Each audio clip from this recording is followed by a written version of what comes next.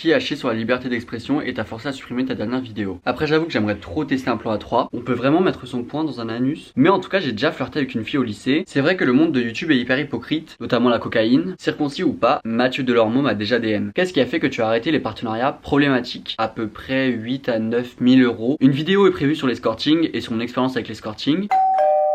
Ce soir j'ai un Pokéball, j'ai des questions, alors on va passer beaucoup de temps ensemble. J'ai évidemment pas mangé de la journée, j'ai super faim. Niveau lavement et tout avant un rapport, comment ça s'est passé pour toi? Déjà pour ceux qui connaissent pas la sodomie, qui n'ont jamais fait etc. La plupart du temps la personne qui se fait soulever fait un lavement anal, c'est-à-dire il va rentrer soit le pommeau de douche, soit une espèce de petite, une espèce de poire là pour le lavement anal. Tu mets de l'eau, hop après tu vas aux toilettes, enfin bref. Moi je sais que j'ai toujours fait avant un rapport, mais je sais aussi que certains ne le font plus, par exemple quand ils sont en couple. Après moi c'est quelque chose qui ne m'est jamais arrivé puisque je suis pas assez à l'aise avec mon corps pour ken avec mon copain. Enfin, donc du coup écoutez, pour répondre à la question, ça se passe bien quoi. Je mets le pommeau de douche dans le cul et puis je me lave les fesses. Est-ce que ça t'arrive de te faire vomir? Alors pas du tout, on va dire que j'ai de la chance, entre très gros guillemets hein. Certes, je mange qu'un repas par jour, certes, je mange très peu de calories, je ne me fais pas vomir et je ne ressens pas le besoin ou l'envie de me faire vomir. Donc pour l'instant, c'est plutôt positif. Question super importante, tu vas bien? Déjà, je trouve ça extrêmement gentil de me demander si je vais bien ou pas. Et il y en a, vous vous en foutez. Que j'aille pas bien ou non, vous, c'est le dernier de vos soucis. En soi, je le comprends parce que bon, est-ce que moi je vous demande si vous allez bien? Certes, mais en tout cas en ce moment ça va bien, même si évidemment je suis assez frustré d'avoir dû supprimer la vidéo et tout, enfin il y a des trucs qui me saoulent, mais je suis quand même content en ce moment, je suis quand même heureux. Qui a chié sur la liberté d'expression et t'a forcé à supprimer ta dernière vidéo? Évidemment vous pensez bien que je peux pas répondre à cette question, même si j'adorerais pouvoir vous répondre, même si j'adorerais pouvoir vous dire tout ce qui s'est passé et tout, mais je ne peux pas. J'ai pas envie que quelque chose m'arrive, donc je me tais.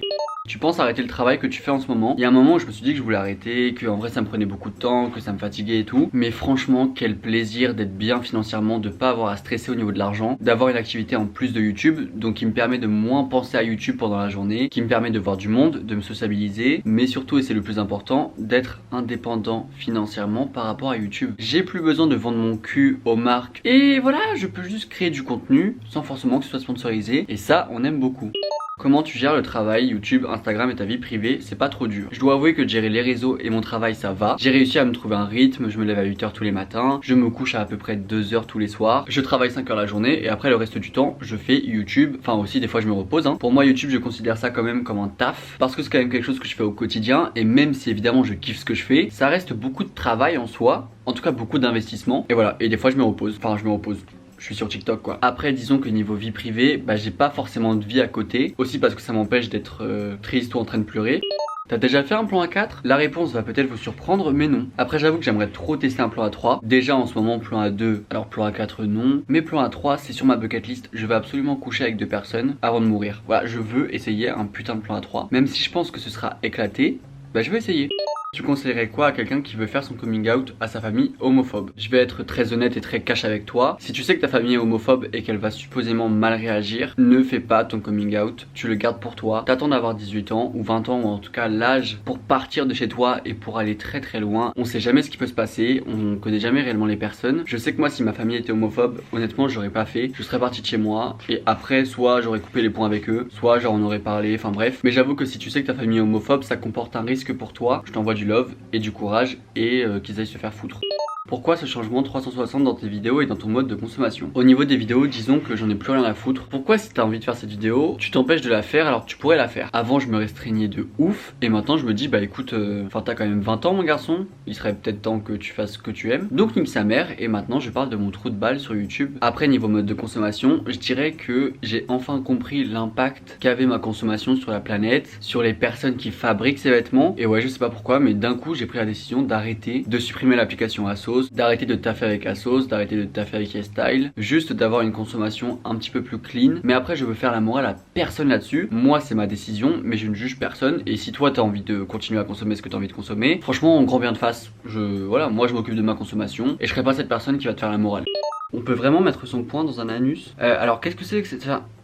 Oui? Mais pourquoi tu me poses la question à moi? Mais sinon bien évidemment que oui, ça s'appelle le fist fucking. C'est carrément une catégorie dans les sites porno. Donc voilà, je t'invite à aller regarder si ça t'intéresse. Personnellement c'est pas quelque chose qui me fait kiffer, j'ai jamais essayé. Et déjà un stylo ou un bâton de colle ça me faisait mal au lycée. Alors un poing, je pense qu'il faut s'accrocher. Après tu fais ce que tu veux hein. Moi juste je n'essaierai pas. Ça te tente pas de faire une petite vidéo ASMR? Les gars, je sais pas si vous savez, mais ça fait plus d'1 an que je veux faire une vidéo ASMR. Je crois très sincèrement que moi je regarde de l'ASMR depuis genre 3-4 ans, voire plus. En fait, je crois que c'est quand j'ai commencé YouTube que j'ai commencé à regarder de l'ASMR parce que c'était un peu un truc qui commençait à se faire connaître et j'adore l'ASMR et je sais pas pourquoi ça fait 1 an que je veux faire une vidéo ASMR bourrée. Mais déjà bah je bois pas d'alcool, enfin j'en bois plus, mais surtout j'ai pas de micro et j'aimerais trop avoir un micro pour que la vidéo soit un minimum bien. As-tu déjà eu un crush sur une fille NDR? Figure-toi que oui, et même qu'au lycée, j'ai eu un flirt de genre quelques semaines. Je me souviens plus forcément du nombre de semaines, mais ça devait être genre 2-3 semaines. Après on a arrêté de parler, mais je me souviens plus pourquoi. Mais en tout cas j'ai déjà flirté avec une fille au lycée, mais je pense pas qu'on serait allé plus loin, parce que je savais quand même au fond de moi que j'étais gay. Je pense très sincèrement que c'était un essai, mais au lit avec une fille, bah viens je te lis une histoire, viens... Mais voilà, je ferai pas plus quoi. Lequel de tes ex tu peux te remettre avec? Passons sur le fait que la syntaxe soit éclatée. Si ce sont mes ex, c'est pour une bonne chose. C'est que bah c'est des ex et que je les ai quittés ou qu'ils m'ont quitté. Enfin, en fait j'ai que quitté mes ex parce que je suis un gros tocard. Mais en tout cas je suis vraiment pas le genre de personne à me remettre avec un ex. Pas en mode oui on ne ravale pas son vomi. Enfin je trouve que ça c'est vraiment une phrase mais éclatée au possible. Juste si on s'est quitté c'est pour une bonne raison. Et évidemment je suis resté pote avec presque tous mes ex sauf un. Bah celui, voilà, j'en ai déjà parlé dans la vidéo que je mets dans le petit et tout. Et après pour pas vous mentir, j'ai déjà pensé des fois à me remettre avec mes ex, mais à chaque fois je me disais mais Louis si tu les as quittés c'était pour une bonne raison. Et souvent quand tu quittes une personne tu mets de côté tous les bails négatifs qu'il y a dans la relation parce qu'il va te manquer et du coup tu vas penser qu'au truc bien, tu vois, au truc positif. Et après je dis pas, ça se trouve il y a des gens qui se sont remis avec leur ex et tout se passe bien et tout se passait même mieux qu'avant, mais moi c'est pas mon cas. J'ai pas réussi à m'attacher une fois, alors pourquoi me remettre avec quelqu'un pour le décevoir encore une deuxième fois? Enfin non, FC cœur de pierre. C'est vrai que le monde de YouTube est hyper hypocrite. J'ai envie de répondre oui, mais en même temps c'est un peu comme tous les milieux. Si je devais résumer YouTube, c'est comme une classe. Tout le monde se dit bonjour, voilà, tout le monde est courtois entre eux, enfin sauf quelques dramas un peu éclatés. Parce que je trouve que le YouTube français en a beaucoup à apprendre du YouTube américain. Nos dramas sont un peu nuls, on va pas se mentir. Bah tout le monde se dit bonjour, mais tout le monde n'est pas forcément ami. Et oui, il y a pas mal d'hypocrisie parce qu'il y a de l'argent qui rentre en jeu, parce que bah il y a des gens qui sont amis avec des gens, parce qu'ils ont plein d'abonnés, parce que machin, parce que ceci. Donc oui, je trouve que YouTube est hyper hypocrite parce que combien de fois j'ai vu des gens se dire bonjour aux événements alors que tu sais très bien que la personne a parlé de l'autre la veille, enfin bref, tu sais très bien que deux personnes se détestent. Mais après je pense que c'est aussi ça le monde du travail, parce qu'il faut pas oublier que YouTube bah il y a beaucoup d'argent en jeu pour la plupart des gens, donc ça reste des relations commerciales et tout. Donc oui il y a beaucoup d'hypocrisie, mais comme tout milieu professionnel je pense, voilà. Après évidemment il y a beaucoup d'enculés, mais il y a aussi beaucoup de personnes bien, voilà, il faut aussi parler du positif. Mais YouTube c'est un milieu très bien aussi, j'ai rencontré de très belles personnes, de très mauvaises aussi, mais de très belles. As-tu déjà reçu des DM d'influenceurs après une de tes vidéos? Et ça c'est quelque... Bon, ferme ta gueule. Et ça c'est quelque chose qui m'étonne beaucoup. Mais j'ai reçu 2 DM d'influenceurs après mes vidéos. Après c'était pas hyper important, c'était pas, voilà, c'était pas des dramas où il y a pas eu d'insultes ou quoi. Donc je vous en parle pas parce que ça sert à rien. Parce que vraiment genre c'était juste ah au fait sur ce point là je suis pas d'accord. Ah d'accord mais parce que moi j'ai dit ça parce que ça. Ah ok je vois. Voilà, bonne soirée. Enfin tu vois genre c'était vraiment pas intéressant. Est-ce que tu es passé par le stade bi avant de te considérer comme gay? Bien évidemment que oui, et je pense que beaucoup de personnes gays sont passées par ce stade là. Mais après je pense qu'il y a aussi une certaine manière de se rassurer, parce que bah c'est bête à dire mais la normalité dans cette société c'est l'hétérosexualité. Cette société dans laquelle on vit est évidemment hétéronormée. Donc moi je me suis déjà dit que j'étais bi, genre au départ quand je commençais à avoir des doutes sur ma sexualité, sur le fait que j'aime les hommes et tout. Mais bien évidemment que j'ai eu cette période où je me disais hey, gros tété, ah ouais les femmes ah t'es bonne. J'ai eu cette période tocard, mais je suis rentré dans le droit chemin et je suis gay. Après il y a aussi le bail inverse, c'est que beaucoup de personnes pensaient qu'ils étaient gays ou lesbiennes et ils se sont rendus compte bah, qu'ils étaient bi. Parce que je pense qu'il est important de rappeler que la bisexualité ça existe. Oui tu dis bi mais t'es sorti qu'avec des femmes. D'accord mais ça empêche personne d'être bi, même si t'es sorti qu'avec des femmes ou des hommes. Voilà, ces personnes là ça m'énerve, vous êtes des tocards ceux qui disent ça. Mais voilà, il est important de rappeler que les bi existent et bonjour aux bi et on vous aime. Pas tous évidemment, il y en a peut-être que je déteste, mais en tout cas voilà, les bi existent et coucou à vous. Alors ça m'a fumé, je t'aimais bien avant mais depuis que tu fais la folasse, t'as un côté énervant non? T'as fini ta question? T'as fini? Tu m'entends plus parler, c'est que j'ai fini. Ah, c'est bien. Dis tout simplement que t'es homophobe et pars. Qui t'oblige à me regarder? Et ça c'est un vrai bail hein, parce que j'ai pas mal pris ta remarque, dans le sens où oui je suis efféminé, mais en soi si t'aimes pas mon côté folasse, pourquoi tu restes? Je suis pas une folasse devant la caméra et quand je quitte la caméra je suis genre je suis un bonhomme. Ouais, moi je suis viril, je ne veux pas t'insulter, juste casse-toi. Tu fumes environ combien de cigarettes par jour? C'est drôle de lire cette question alors que j'ai une clope à la main, mais je fume environ 10 clopes. Sachant qu'il y a encore 3-4 mois, je fumais un paquet par jour, voire des fois plus d'un paquet par jour. Mais maintenant j'ai réduit à 10 clopes par jour, ce qui fait un paquet tous les 2 jours. Ça reste beaucoup et j'ai vraiment envie d'arrêter de fumer, ou en tout cas de diminuer petit à petit pour arriver à arrêter de fumer. Mais pour l'instant, Mollo, hein, mollo l'astico. Est-ce que tu regrettes d'avoir emménagé à Paris? Paris, ça m'a apporté tellement de choses positives. Le fait d'être indépendant, financièrement, me retrouver seul, ça m'a fait beaucoup de bien et ça m'a appris aussi à aimer être seul. Enfin, j'ai toujours aimé être seul, mais je veux dire, ça m'a appris à prendre soin de moi, à gérer ma vie, à gérer mes problèmes seul. Et puis aussi, quand t'habitais en campagne toute ta vie, être dans une grande ville, quel plaisir. Je veux dire, là, j'allume Grindr, j'ai 25-35 personnes autour de moi qui sont prêtes à baiser. Bon, après, je ne cherche pas ça. Mais t'as compris ce que je veux dire? Genre, il y a tellement de monde, j'ai fait tellement de rencontres à Paris intéressantes, comme des rencontres de merde, hein, parce que bah, ça arrive malheureusement. Mais en tout cas, j'ai jamais regretté d'habiter à Paris. Après, je n'exclus pas le fait de partir de Paris, mais je suis très content d'être à Paris, même si Caen aura une place dans mon cœur toute ma vie, parce que beaucoup de personnes sous ma vidéo Apartment Tour m'ont dit: mais Louis, tu payes cher, pourquoi t'es encore à Paris? Pars, va en région parisienne, ou va en Bretagne, ou va à Lille, ou je ne sais quoi. Certes, je paye cher, mais aussi bah, j'ai un travail à côté de YouTube, et j'ai YouTube et tout ça. Enfin, je veux dire, je m'assume financièrement. Il y avait des mois où c'était difficile, mais là en ce moment ça va bien. J'arrive à mettre de l'argent de côté, ce qui est une très très bonne chose. Et moi, Paris, j'adore ça. Je suis arrivé à Paris la pire année, mais je kiffe quand même. Combien de masturbations régulières? Alors je pense que tu voulais dire combien de fois je me masturbe, mais les gars, je ne me masturbe tellement pas. J'ai tellement peu de libido en ce moment parce que je suis très fatigué et parce que bah je taffe. J'avoue que bah comme je vous ai dit, ma vie perso est vraiment mise de côté. Mais après c'est de la bonne fatigue, hein. Genre je me plains archi pas d'être fatigué, bien au contraire. Ça me fait de l'argent avec mon travail et tout. Même YouTube, hein, YouTube me rapporte aussi de l'argent. Mais bah voilà, évidemment je suis fatigué et quand t'es fatigué, bah t'as quand même moins envie de ken. Disons que sur un mois, je vais me masturber 3 fois. Même moi ça me choque, hein, parce que bah quand j'étais encore en Normandie, je me masturbais genre tous les soirs, voire 3 fois par jour. Enfin c'était beaucoup. Même mon zizi, genre il est en mode frérot, laisse-moi dormir. Enfin, me touche pas, j'ai pas envie. Est-ce que ça te dérange maintenant de plus pouvoir trop faire de partenariat? Et alors pas du tout, puisque c'est quand même une décision que j'ai prise. Je savais très bien qu'en faisant les vidéos que je fais sur ma chaîne, j'allais avoir beaucoup moins de mails, mais aussi le fait de changer mon mode de consommation, plus le fait de parler de cul. Donc c'est plus une décision de ma part plutôt qu'une situation que je subis. Et ça me dérange archi pas dans le sens où j'ai un travail à côté justement pour ça, pour ne plus dépendre financièrement de YouTube. Donc vraiment sur YouTube, je suis là bah, pour créer du contenu parce que ça me fait kiffer. Et je vous dis ça sincèrement, hein, je vous jure que c'est pas une phrase de youtubeur de merde. J'ai l'impression de recommencer YouTube, j'ai l'impression d'être à mes débuts, genre il y a 5 ans quand j'ai commencé les vidéos. Je vais sortir un partenariat samedi soir sur Insta, et là c'est le premier bah, depuis 3 mois, mais voilà, j'en fais quand même. Mais en tout cas ça me dérange pas du tout, même si oui bah je vois plein d'argent passer que je ne peux pas prendre parce que bah je dis non. Mais franchement je me sens beaucoup mieux depuis que YouTube n'est pas rattaché au fait de gagner de l'argent. Je sais pas si vous captez. Après s'il est possible de prendre des chèques, je les prendrai, juste ça me dérange pas. Pourquoi ne pas vendre tes vêtements plus cher pour enflouer un peu tes comptes? Ça c'est un bail qu'on m'a grave dit, genre mais Louis t'es pauvre, pourquoi tu vends tes vêtements à 1 euro et tout? C'est juste que les gars, bah je vais vous faire kiffer, et en plus c'est des vêtements que j'ai reçus gratuitement pour la plupart. Même s'il y a aussi des vêtements que j'ai achetés, j'ai archi envie de vous faire plaisir, de vous faire gagner des choses. Par exemple là je pense qu'avec l'argent que je vais gagner du partenariat, évidemment j'en mets de côté, je vais en utiliser et tout, mais je vais aussi essayer de faire un concours avec mon propre argent, genre acheter un truc et vous le faire gagner, parce que j'ai envie de vous remercier d'être là, même si en soi bah vous faites que regarder une vidéo, genre vous ça se trouve vous en avez rien à foutre et vous avez juste cliqué parce qu'il y a rien d'autre sur YouTube et que bah voilà vous avez envie d'une vidéo de fond. Mais moi ça me fait grave plaisir que vous soyez là, donc je sais pas, j'ai envie de vous faire plaisir. Et franchement je dis ça très sincèrement, ça je sais pas pour vous sucer ni rien, je sais pas, j'ai envie qu'on soit des potes. Donc vous arrêtez de me dire que je suis pauvre, c'est peut-être une réalité, mais ça veut pas dire que ça blesse pas.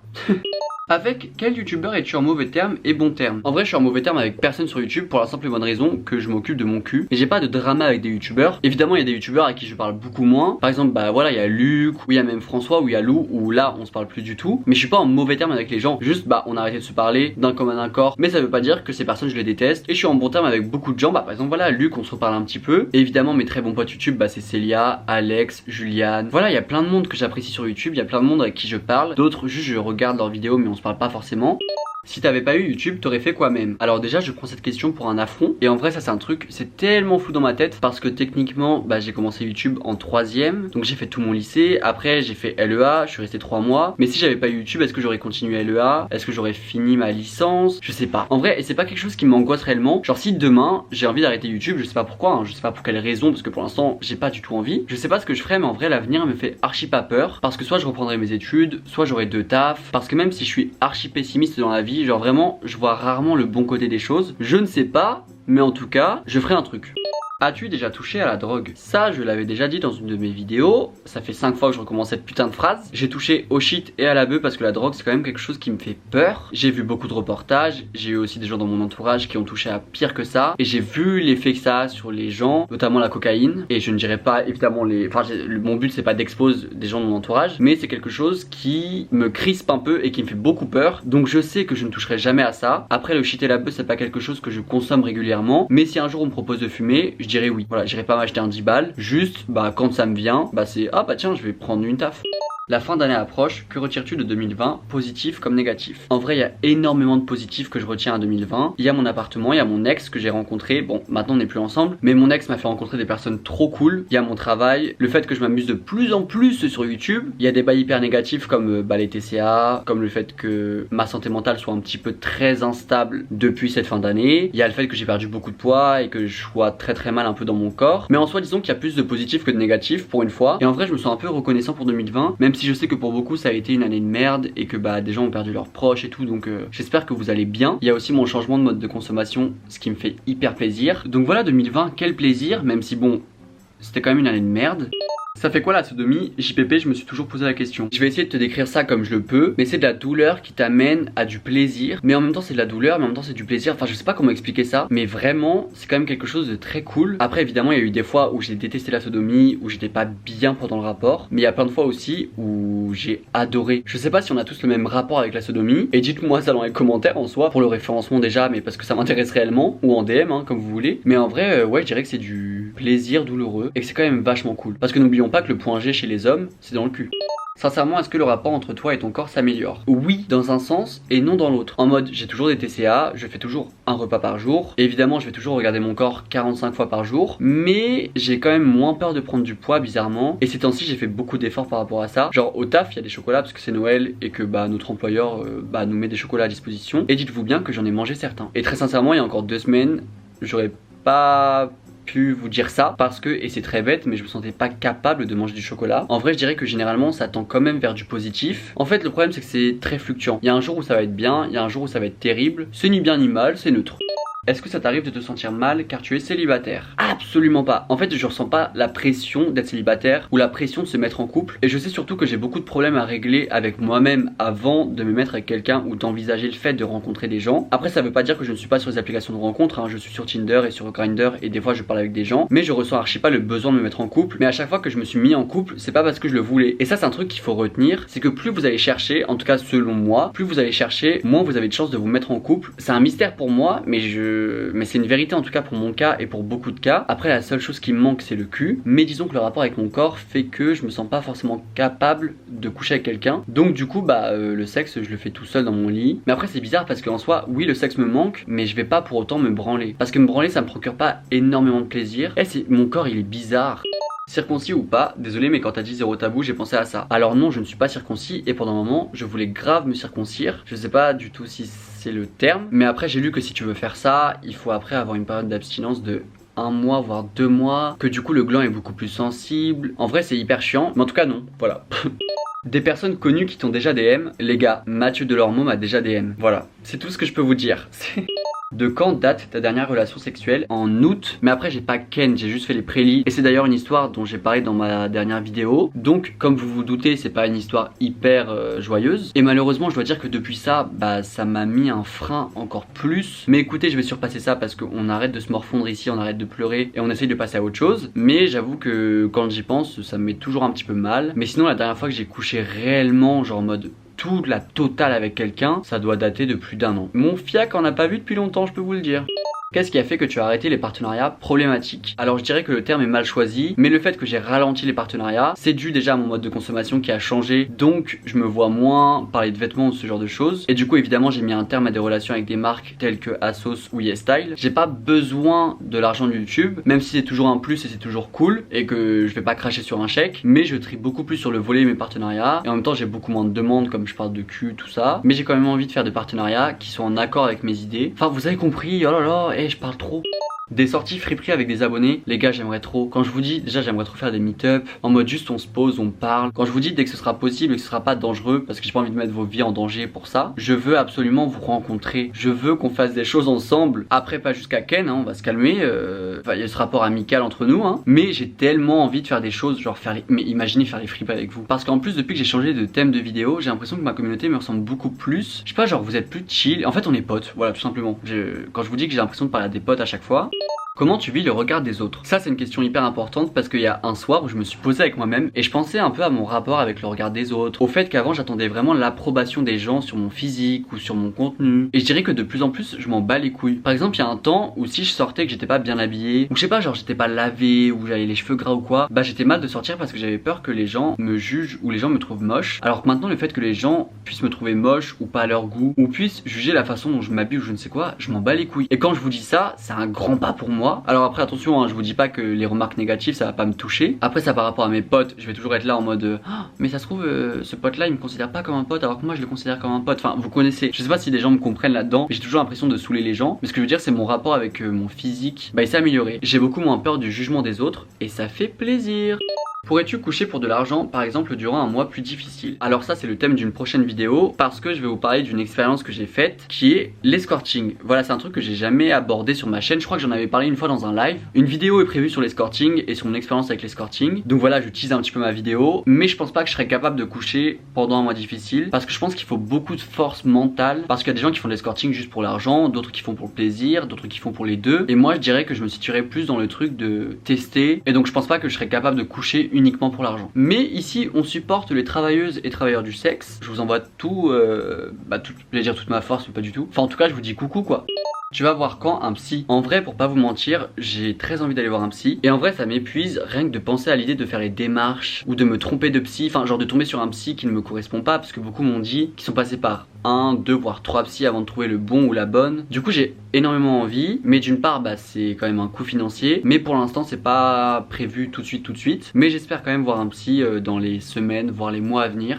À quand le OnlyFans? Pour tes fans de plus de 45 ans évidemment. Mais vous savez qu'un jour je voulais grave troller et m'ouvrir OnlyFans juste pour que les gens de 45 ans, genre enfin en tout cas les pervers qui me suivent, qu'ils aient 18 ans comme 45 ans comme 70 ans, me donnent de l'argent, arrivent sur mon OnlyFans et se rendent compte qu'il y a rien. Genre qu'il y a juste des vidéos où je dis coucou. En tout cas OnlyFans c'est pas un truc que je ferais, pas parce que j'ai un jugement de valeur dessus et tout, parce que je respecte les gens qui font OnlyFans et je trouve que le débat est archi éclaté de oui les gens qui vendent leur corps, les gens qui vendent les photos, oh ta gueule. Mais OnlyFans je pense pas que c'est un truc que je ferais parce que j'ai pas un très bon rapport avec mon corps. J'ai déjà beaucoup de mal à me regarder dans le miroir. J'ai déjà fait une photo torse nu sur Instagram qui m'a pris beaucoup de temps pour la poster. Alors OnlyFans, imaginez.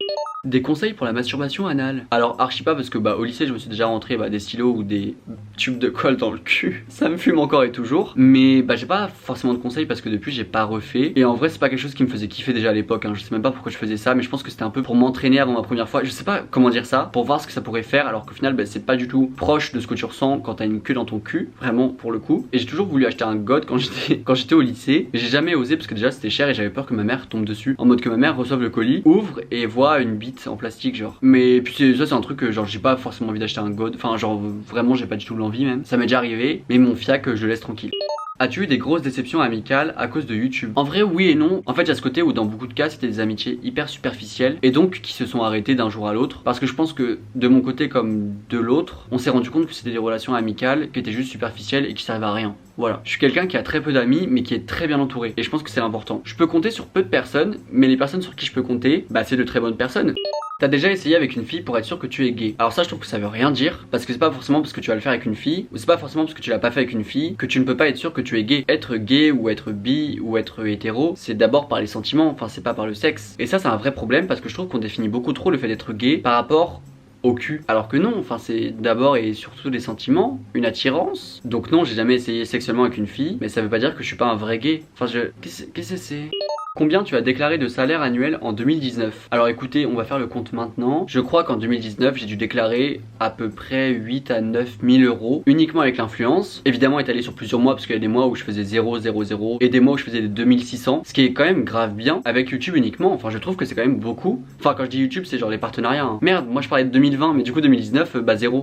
Comment tu te sens avec les autres influenceurs? J'ai mes potes, Juliane et Alex et Célia et tout qui font partie de l'influence, mais qui sont des potes dans ma vie et qui sont pas des potes influenceurs, qui sont vraiment des amis. Mais juste je ressens pas le besoin de m'intégrer dans le milieu de YouTube et je m'en fous des influenceurs et j'ai de plus en plus envie de m'éloigner de ce côté-là et juste de faire mes vidéos de mon côté et tout, parce que pendant un moment je bandais de ouf sur les events, sur la vie d'influenceurs, les machins, et en fait c'est un truc qui m'intéresse pas. Genre je l'ai vécu, ni ça me dégoûte, ni ça m'intéresse. Voilà, juste j'ai envie de faire mes vidéos de mon côté et juste voilà kiffer ma vie sans forcément que YouTube définissent ma vie. Enfin voilà, je pense que t'as compris, mais c'est aussi ma démarche par rapport à mon travail et tout. Et je pense même que quand les événements de marque vont reprendre, j'irai pas, à part s'il y a vraiment un événement qui m'intéresse, ou pour boire de l'alcool avec mes potes et partir après. Tout ce qu'il y a autour, tout ce qui gravite autour de YouTube, c'est un truc qui m'intéresse pas. Enfin en tout cas qui m'intéresse plus.